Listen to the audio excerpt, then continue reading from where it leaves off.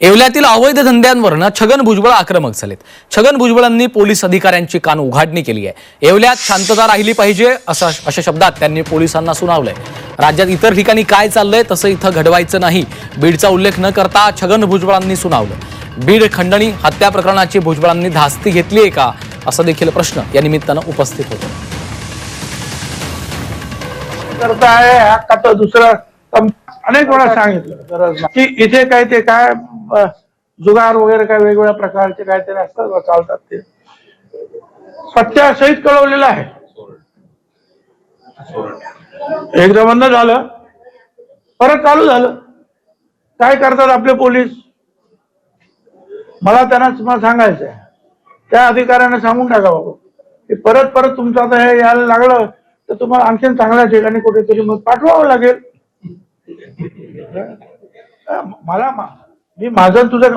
मला माझ्या तालुक्याचं जे आहे इतर आता काय चाललेलं आहे राज्यामध्ये असलं काहीही घडवायचं नाही। ह्या तालुक्यामध्ये शांतता राहिली पाहिजे, दंगा नाही, मस्ती नाही, जुगार नाही, अमका नाही।